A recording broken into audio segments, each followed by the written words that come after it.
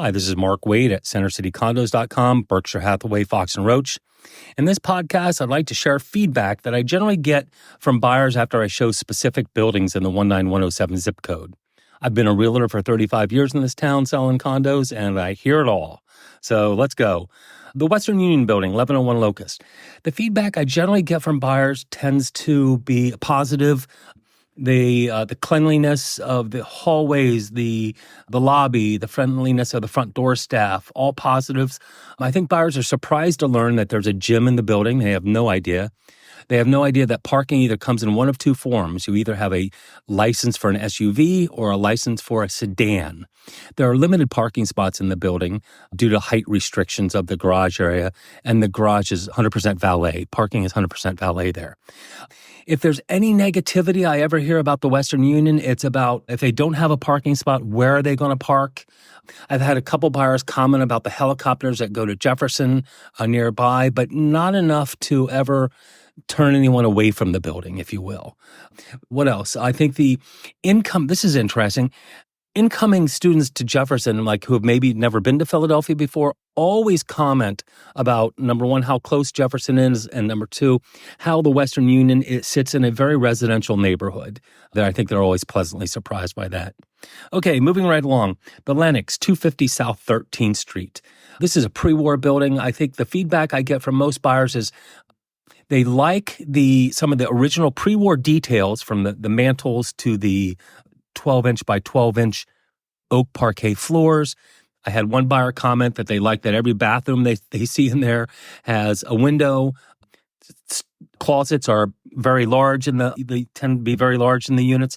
If there's any negativity I ever hear about the Lenox at 250 South 13th Street, it would have to do with the appearance of some of the hallways, the painting, the light fixtures, and the wallpaper and some of the hallways.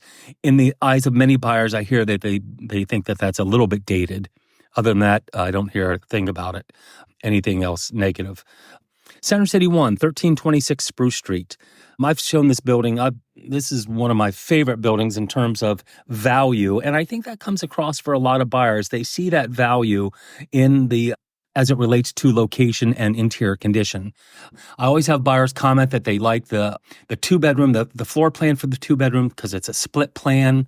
I've heard many buyers say in the one-bedrooms, the south-facing 873 square foot one-bedrooms, that the little dining area could be walled off and turned into a small den, maybe with a day bed. Always a friendly staff at Center City 1. Never had a problem with that. Never had a complaint or any feedback where a buyer had a problem with that. Limited parking in the building. I hear that a lot, but there are so many options within a block or so. It just kind of squashes that concern. Okay. Grenier at 1034 Spruce Street. I think most people are surprised to learn that there's a bicycle storage in the basement. They're always pleasantly surprised by the interior fit and finish. It's a little bit newer than a lot of buildings in the area. Great floor-to-ceiling windows. Buyers tend to. The condo fees there, I always get comments that they're very reasonable. And that's because really, beyond the bicycle storage and the elevator, there are no amenities in the building. There's no gym and there's no pool and there's no parking and there's no valet or there's no front doorman. So I always hear from Grenier, great layouts, not high condo fees, and the proximity to Jefferson is good. The other thing I hear is that the perception of security in the building is good, only because there's a locked front door. People are unaware whether or not there's a doorman there or not. But yeah, always get good replies out of or feedback from buyers regarding the sense of security, what they feel there. Lastly, let's talk about the old shoe factory at 314 North 12th, 314 North 12th Street.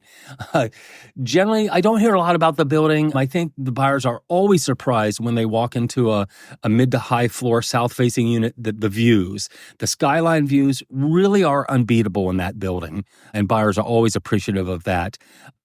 The building is a little more hard edge than most buyers would assume. It's hard edge meaning exposed brick, concrete floors, open spaces. It's a loft building, and there are varying degrees of soft or hard lofts, and this one skews a little bit harder loft, and I think a lot of buyers appreciate that.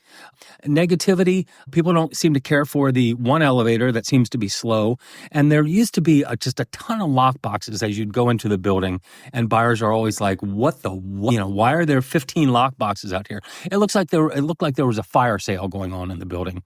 Don't hear that anymore. But yeah, so that's it. That's my feedback. That's generally what buyers see, say, and learn when they tour various buildings in the 19107 zip code. Stay tuned. My next podcast will be about other buildings in the area. I can kind of hope to give you the insight of what buyers are seeing and saying and discovering and all that kind of stuff. Again, this is Mark Wade, CenterCityCondos.com. Questions, comments, or concerns, pick up the telephone, push the buttons on the front of it, 267-237-3404. Thank you.